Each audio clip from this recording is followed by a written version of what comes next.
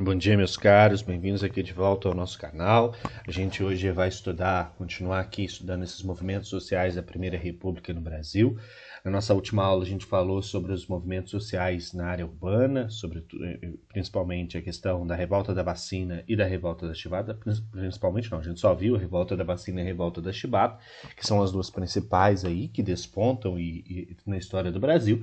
E hoje a gente vai falar um pouquinho a respeito das lutas sociais rurais. A gente começa a falar na aula de hoje e termina no nosso próximo encontro, porque não dá tempo de falar sobre tudo hoje. Quais revoltas são essas? Quais foram esses movimentos? A gente fala de três grandes revoltas sociais ou de lutas sociais rurais no Brasil, que ocorrem na área rural, que não ocorrem nesses centros urbanos. Essas três principais foram a Guerra de Canudos, que ocorreu na Bahia entre 1893 e 1897. A gente tem o Cangaço, que é um dos mais famosos, onde a gente tem a atuação da figura do Lampião, no início aí do século XX no Brasil. E a gente tem a Guerra do Contestado, que ocorreu na região do Paraná e de Santa Catarina, entre os anos de 1912 e 1916. Então, em suma, são esses os três eventos que nós vamos estudar dentro desse contexto de lutas sociais rurais no Brasil. Hoje nós vamos dedicar nossa atenção, sobretudo, à Guerra de Canudos e ao Contestado. E na próxima aula a gente vai estudar o cangaço e também a questão do movimento operário no Brasil. Quais que são os motivos? Por que essas lutas sociais eclodem? Por que elas iniciam no campo brasileiro? Por que elas têm início nessa área rural do Brasil? E aí eu vou elencar aqui com vocês 5 fatores principais que são apontados pelos historiadores como os motivos que permitiram a eclosão desses movimentos, tanto no Nordeste quanto no Sul do Brasil. O primeiro deles é a questão da má distribuição de terras e da opressão que os latifundiários exerciam sobre a ampla maioria da população pobre. A gente sabe, desde o ano passado eu venho insistindo nisso com vocês, que desde o processo de colonização no Brasil, houve uma divisão desigual da terra. Poucas pessoas tendo acesso a muita terra e muita gente não tendo acesso a terra nenhuma. Isso foi se aprofundando com o caminhar da história do Brasil, e ficou mais evidente com a Lei de Terras no ano de 1853, e com o processo da chegada de imigrantes no Brasil e da abolição da escravidão, essa desigualdade de acesso à terra ela acabou se aprofundando ainda mais no país. Muitos dos ex-escravos acabaram ingressando nessa sociedade como homens livres pobres e homens livres pobres sem acesso à terra, sem acesso a meios que lhe permitissem cultivar o seu alimento e lhe permitissem uma certa dignidade de sobrevivência. Da mesma forma, muitos imigrantes que chegavam ao Brasil como colonos para trabalhar nas lavouras de café também não conseguiram ter acesso à terra. E acabaram sendo oprimidos pela força que esses latifúndios exerciam. Esses latifúndios se baseavam na grande produção, numa produção muitas vezes voltada para o mercado externo, acabavam explorando a mão de obra dessas pessoas mais pobres, explorando no sentido de que, como eram pessoas que estavam passando por dificuldades, não ofereciam bons empregos, ofereciam empregos que garantiam basicamente um prato de comida e uma moradia para esse indivíduo. E muitas das vezes, para o próprio mercado interno, esses latifúndios para o próprio mercado interno, esses latifúndios também produziam. Então, eles produziam mercadorias que chegavam no mercado a um preço muito mais barato do que aquela produzida pelos pequenos sitiantes. Então, esses pequenos sitiantes acabavam não tendo condições de concorrer no mercado com os produtos produzidos por esses latifúndios. Essa também pode ser vista uma forma de opressão. E, além disso, a gente tem o fato de que muitos latifúndios latifúndios acabavam expandindo as suas áreas de dominação, tomando terras que pertenciam de alguma forma a essa população mais pobre. Então alguns latifúndios acabam promovendo conflitos e tomando terras de pequenos sitiantes, aumentando as suas propriedades, expulsando essa população mais pobre desse lado. Então é nesse sentido que a gente fala dessa opressão desses latifúndios sobre a ampla maioria da população pobre, tanto no Nordeste quanto no Sul do Brasil, como a gente vai ver. Tudo isso associado a precárias condições de vida dessa população mais pobre. Essa população pobre, conforme a gente vem falando, ela não foi alvo da atenção do governo brasileiro e acabava, sobretudo depois do processo de abolição, de inserção de ex-escravos nessa sociedade brasileira, os próprios imigrantes que chegavam não tinham tanta atenção, não tinha uma política adequada de inserção desses indivíduos dentro dessa sociedade. Então essa população acabava sofrendo com falta de moradia, acabava sofrendo com a questão da falta do emprego, falta de alimentação, uma alimentação muito precária. Então as condições de vida dessa população mais pobre eram uma condição de vida humilhante, que muitas das vezes não garantia a esses indivíduos nem mesmo o direito à sobrevivência. Associado, conforme eu venho falando com vocês, a uma falta de assistência social por parte do Estado. O Estado republicano ele não se preocupa em criar políticas de assistência a essa população mais pobre e de inserção dessa população nessa sociedade. Essa população pobre, então, sem acesso à terra e dependente dos empregos temporários e dos favores dos coronéis, acabava ficando à mercê da vontade desses aristocratas, à mercê do autoritarismo desses aristocratas. Ela não tinha terra e acabava ficando dependente desses favores, desses coronéis e de empregos que eram empregos temporários, que não eram empregos que lhe garantiriam uma certa segurança. Além disso, havia uma falta de perspectiva de acesso à cidadania. O que eu estou chamando de cidadania aqui? Eu estou chamando de cidadania basicamente o que nós conhecemos como cidadania social. A falta de perspectiva de acesso à educação, a trabalho, a moradia, a saúde, a saneamento. Então essa população ela acabava estando à margem, ela acabava estando excluída de toda essa riqueza coletiva. Ela não tinha acesso à educação, não tinha acesso à saúde, não tinha acesso à moradia, muitas das vezes não tinha acesso nem ao direito a direitos básicos, como direito à própria vida mesmo, se a gente for parar para pensar, porque estavam à mercê da sua própria sorte e não tinha quem as protegia contra o autoritarismo dessa elite que vivia ali naquele período.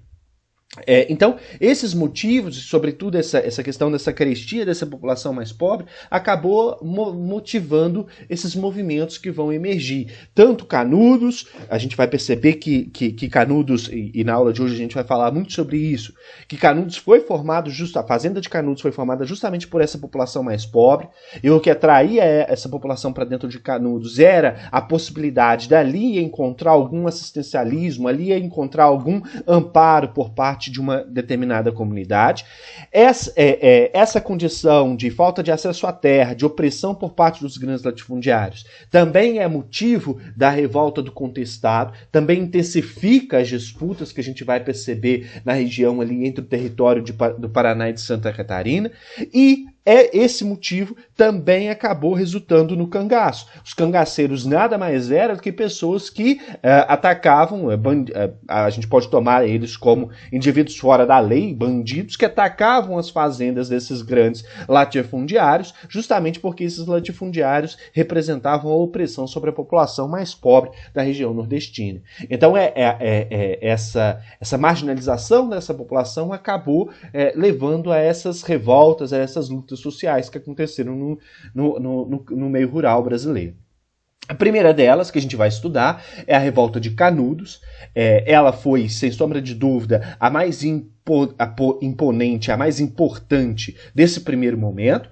Ela aparece, ela desponta na historiografia como aquela que foi a que mais contestou e mais apresentou resistência ao governo republicano no início da história da República Brasileira, entre 1893 e 1897. Então foi o mais significativo de todos os eventos aí no meio dessas revoltas sociais da Primeira República. E ocorre na Bahia entre os anos de 1893 e 1897. O líder desse movimento é a figura do Antônio Conselheiro. O Antônio Conselheiro, ele foi um cacheiro viajante, ele foi um escrivão que teve uma atuação muito efetiva na região da Bahia, aí nas décadas de 1860 e início da década de 1870. Só que em 1870 ele acabou sendo abandonado pela esposa e se tornou um ermitão, se tornou um cara que andava pelo interior do Nordeste, Pernambuco, ali, Bahia, Sergipe, por aquela região, Ceará, e nessas andanças dele, ele ajudava a construir igrejas, a reformar cemitérios, a fazer um melhoramento urbano ao entorno das igrejas. Então ele foi começando a ser conhecido como esse ermitão que tinha uma atividade um pouco relacionada com a questão religiosa.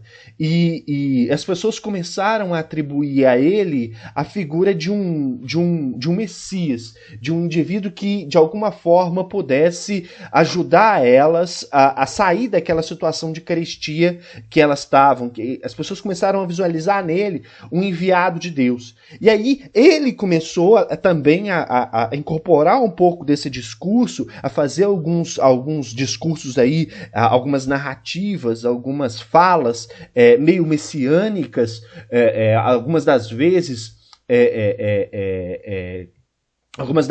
aí profetizando o que o rei Dom Sebastião de Portugal, que morreu lá na Batalha de Alcácer-Quibir, lá no século XVII, iria voltar. Então ele traz essa carga toda messiânica por trás de si, e justamente por ajudar nessa reforma das igrejas, dos cemitérios, desses espaços urbanos, acaba atraindo a atenção das pessoas mais pobres desses lugares. Então ele aos poucos foi criando um grupo de seguidores, de pessoas que eram marginalizadas socialmente, ou seja, que tinham ficado à margem dessa sociedade, que não tinham acesso à terra, ou que estavam com situação social muito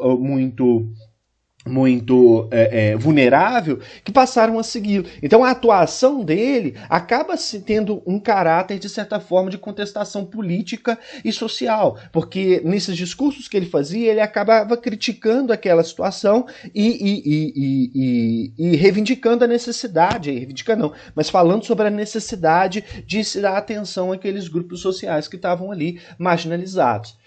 Em suas andanças, ele acabou encontrando uma fazenda abandonada chamada Fazenda de Belo Monte, que depois ficou conhecido como Fazenda de Canudos, que ficava aqui na região no interior da Bahia, quase em fronteira com Pernambuco e Sergipe.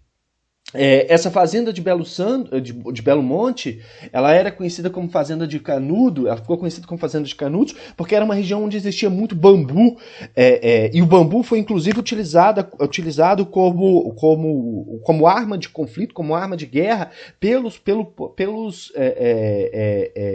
moradores daquela fazenda para resistir às ações do regime republicano. Então ele encontra nessas suas andanças essa fazenda que tinha sido abandonada e monta dentro dessa fazenda uma comunidade para atender aquela população mais pobre, para atender no sentido de abrigar, de acolher e criar ali uma comunidade de autoajuda. Então essa sociedade atuava dentro dessa fazenda, esses marginalizados socialmente, liderados pelo Antônio Conselheiro e mais 12 ajudantes. Ele tinha 12 seguidores que eram os principais, como se fossem os apóstolos que estavam ali com ele. Então ele liderava esses 12 e junto com esses, eles lideravam uma multidão que iam tomando ações que eram ações coletivas. Então chegava uma pessoa nova na fazenda de Belo Monte, ele junto com essa sua cúpula, esses indivíduos que ajudavam ele nesse processo de administração, indicavam um determinado lugar e toda aquela sociedade se envolvia na construção de uma casa, de uma choupana para aquela nova família que estava chegando. Então, dentro dessa comunidade havia essa ideia de autoajuda, de todo mundo produzindo e o que eu não tinha, o que faltava na minha choupana, eu a conseguia com a ajuda do outro. Nessa comunidade não tinha nem polícia, não tinha essa ideia de polícia que vai fiscalizar, e o trabalho ele era igual para todos, não tinha alguém que tinha um trabalho mais pesado do que o outro. Então havia uma certa divisão do trabalho de forma igualitária dentro dessa sociedade. Além disso, não se pagava impostos. Bastava você levantar uma casa onde o conselheiro indicasse por meio dessa ideia da multidão e simplesmente você já era um membro da comunidade ali de Canudos. Toda a produção dessa fazenda era distribuída de acordo com as necessidades de cada um. Então todo mundo produzia e aquela produção ela era coletiva, ela não era individual. E quem determinava a distribuição era o Antônio Conselheiro e esses 12 indivíduos que ajudavam ele nessa administração. Todos os indivíduos eram considerados livres e iguais, e todos trabalhavam e oravam, e viam a figura do Antônio Conselheiro como esse líder messiânico, como esse salvador, como um indivíduo iluminado por Deus que estava ali para poder liderá-los naquele momento. O que excedia, aquilo que era produzido, que não era consumido, era vendido nos municípios vizinhos, nas cidades vizinhas à fazenda de Canudos. E com aquilo que era arrecadado, eles compravam vestimenta, compravam equipamentos, enxadas, foices, facões. Então, havia sim uma interação entre a fazenda de Belo Monte, a fazenda de Canudos e os municípios que estavam ao entorno aqui da fazenda de Canudos. Estima-se que essa tenha sido essa é uma representação de como seria a cidade de Canudos, a fazenda de Canudos. Repare que eu tenho várias habitações, que são os choupanas, os casebres, e eu tenho um espaço central, um lugar onde vivia esse líder, esse Antônio Conselheiro, e esses 12 ajudantes dele. Aqui a gente tem uma igrejinha onde essa oração ela é feita. Detalhe muito importante, repare a imagem que vocês estão vendo de Canudos. Alguns sociólogos e alguns historiadores falam que aqui foi a primeira vez que o termo favela foi empregado. Os militares, quando chegaram para combater a fazenda de Canudos, como a gente vai ver um pouco mais à frente, acabaram olhando visualmente para essa fazenda e observando esse espaço. E aí, essas casas, essas choupanas, eram chamadas pelos seus habitantes justamente de favela. Isso é uma interpretação, correto? Justamente de favela. E aí, os soldados, ouvindo aquilo falar, e quando voltam para a capital federal, olham para aqueles morros que a gente viu na última aula e conseguem fazer alguma associação entre as casas que ali estavam e a fazenda de Canudos, e acabam chamando aquelas casas também de favelas. Então, em alguns livros é trabalhada a ideia de que aqui em Canudos foi a primeira vez que o termo favela foi utilizado, e depois ele passou a ser empregado então no Rio de Janeiro para se referir àqueles morros que vinham surgindo depois do processo de reforma urbana do Pereira Passos. Aqui a gente tem basicamente como que era uma casa. Repare que não era uma casa, era uma casa deveras simples, e aqui a gente tem basicamente pessoas que são originárias desse mundo escravo, desse mundo do cativeiro, que acabam vindo habitar a fazenda de Canudos. Essa é uma foto que foi tirada quando Canudos foi vencido, em 1897, quando a fazenda de Canudos foi vencida pelos militares e foi derrotada ali e foi destruída pelos militares. Aqui a gente tem basicamente mulheres e crianças que foram rendidas, que foram entregues pela população de Canudos para que não sofressem com esse processo. Então, aqui vocês estão diante de uma imagem que ela é real, uma fotografia que foi tirada da população que vivia dentro de Canudos, uma população pobre, uma população basicamente daqueles que eram realmente os que mais sofriam com carestia na região Nordeste. Repara que as crianças nem roupa usam direito. Por que a Fazenda de Canudos ela despertou tanta insatisfação na elite brasileira daquele período? A gente tem três instituições e tem três grupos sociais que vão agir para destruir Canudos. A primeira vão ser os fazendeiros, que temiam, sobretudo, perder a mão de obra e temiam, além de perder a mão de obra barata naquele momento, temiam uma possível revolução, um possível levante levado adiante por Canudos. Então, já que Canudos então reunia ali essas pessoas que eram marginalizadas socialmente e que eram exploradas por esses fazendeiros. Então havia o temor por parte desses indivíduos, dessa elite nordestina, de que Canudos pudesse simbolizar a possibilidade de um levante social e assim contestar o poder deles. E além disso, eles estavam perdendo mão de obra barata, uma vez que em Canudos as pessoas encontravam a possibilidade de ter acesso ao alimento e a moradia em um trabalho menos pesado e sendo menos explorado. Já o governo ele não aceitava a autonomia da Fazenda de Canudos. Considerava que Canudos não respeitava a lei do Brasil, tinha sua própria legislação e, portanto, isso seria inaceitável naquele momento, porque poderia significar uma possível ruptura, uma possível ruptura institucional e uma possível ruptura do próprio território brasileiro, a quebra da unidade desse território brasileiro. E alguns republicanos diziam, inclusive, que o Antônio Conselheiro tinha um discurso monarquista, que ele queria o retorno da monarquia, ao falar, ao profetizar essa ideia do retorno de Dom Sebastião. O que os historiadores provam que alguns historiadores colocam que não é verídico.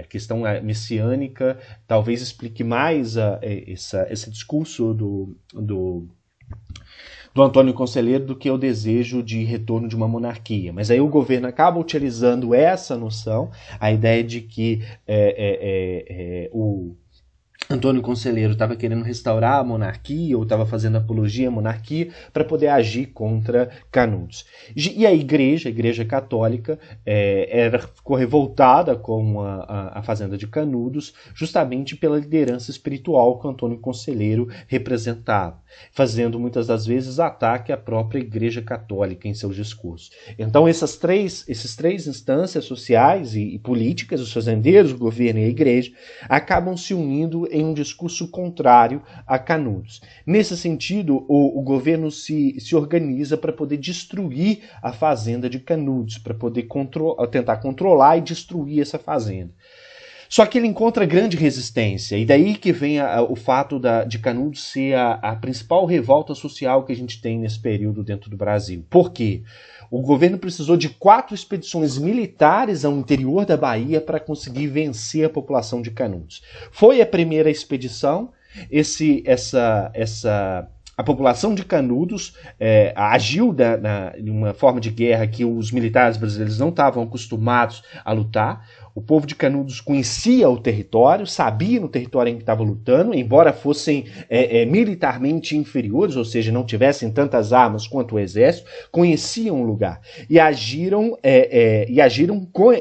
baseados nesse conhecimento justamente e promoviam emboscadas para esse exército. Pegavam o exército de surpresa. Então a primeira expedição apanhou do povo de Canudos e teve que voltar de novo. Ou seja, o governo, no primeiro momento, não conseguiu combater, o que gerou mais revolta no governo republicano ainda. Foi a segunda expedição, mais uma vez o povo de Canudos resistiu bravamente e venceu o exército brasileiro.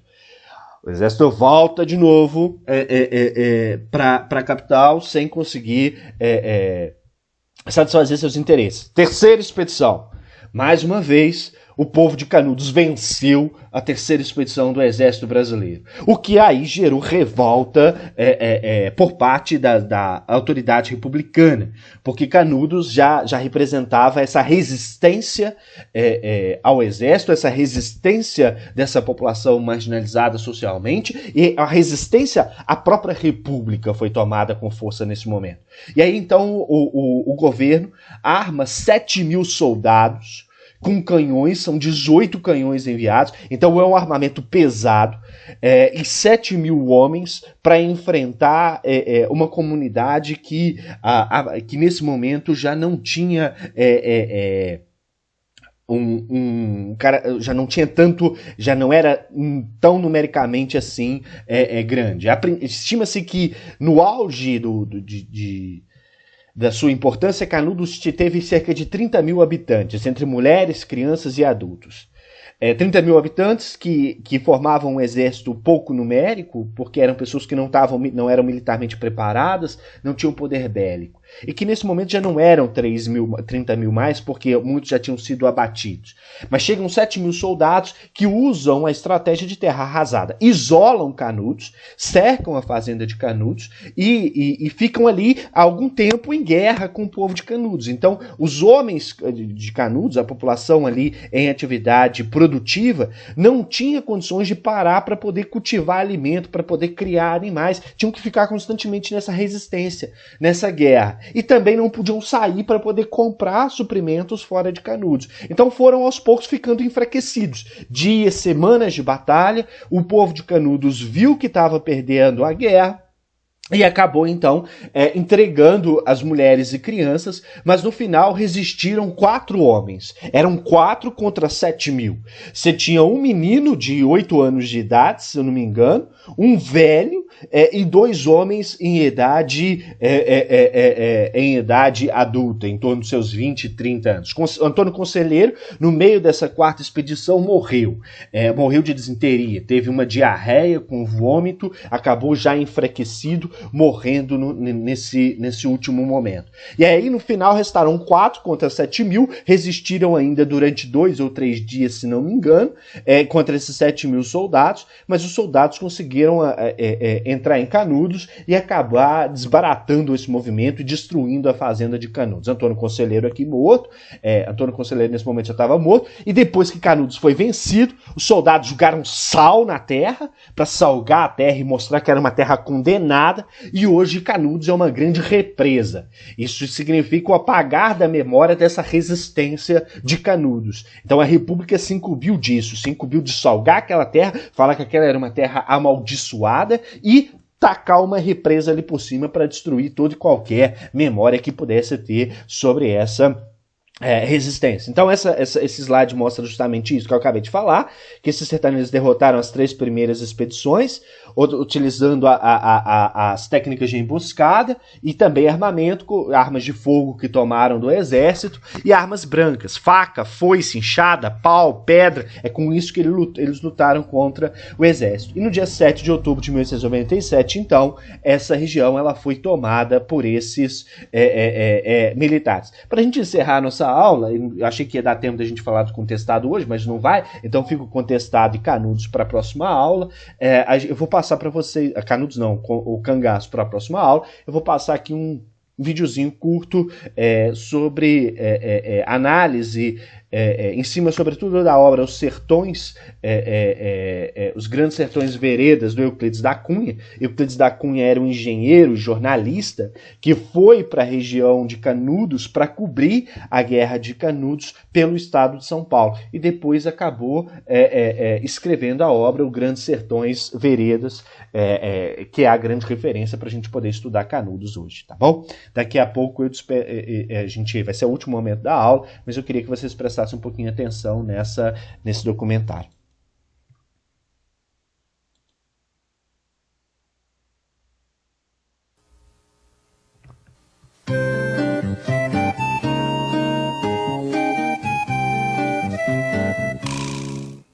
O verdadeiro Brasil nos aterra.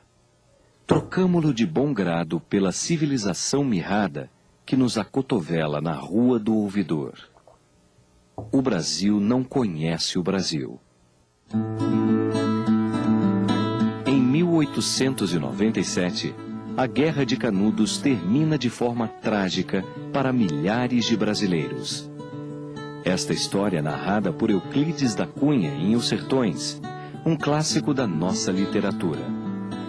Ainda que influenciado pela ciência evolucionista da época, o que lhe rende algumas contradições, o livro é um extraordinário poema épico. Além de estudar com detalhes a terra e o homem do Nordeste, ele discute a nossa própria nacionalidade e revela um Brasil completamente diferente do que se imaginava até então. No final do século XIX, o Arraial de Canudos se ergue no interior da Bahia. Mais de 20 mil sertanejos se reúnem em torno de Antônio Conselheiro, um beato que pregava seus princípios religiosos em peregrinações pela Caatinga. Conservador, não reconhecia o casamento civil, apenas o religioso. Rebelde, ignorava a cobrança de alguns impostos pelo governo. Profeta, ele previa a volta de Dom Sebastião, um antigo rei português morto há mais de 300 anos, e um destino mítico a seus fiéis. Em 1896, há de rebanhos 1000 correr da praia para o sertão. Então, o sertão virará praia, e a praia virará sertão. A comunidade se desenvolve criando bois e cabras e cultivando algumas lavouras. Não existe propriedade privada, tudo pertence a todos.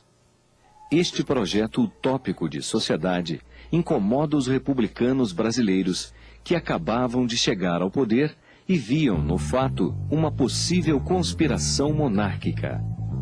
Decidem então invadir Canudos. A primeira expedição é um fracasso. Os fanáticos religiosos, como eram chamados pela imprensa, botam soldados para correr, armados apenas com paus, pedras e algumas poucas espingardas ultrapassadas. O mesmo acontece na segunda e na terceira tentativa. Desmoralizadas, as tropas federais dão um troco e voltam para arrasar Canudos com mais de 700 toneladas de munição.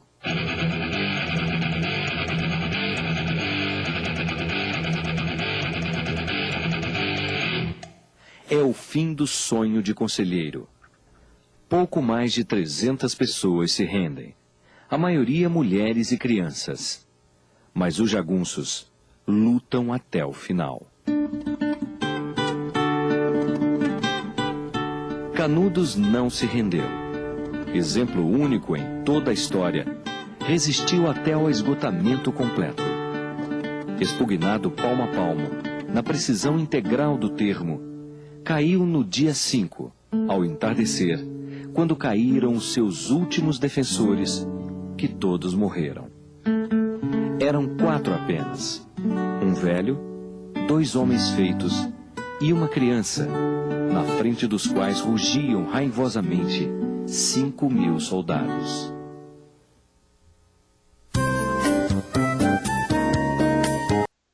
Meus caros, obrigado pela atenção de vocês com essa fala aí, com esse final desse videozinho aí, que construído sobretudo em cima da obra do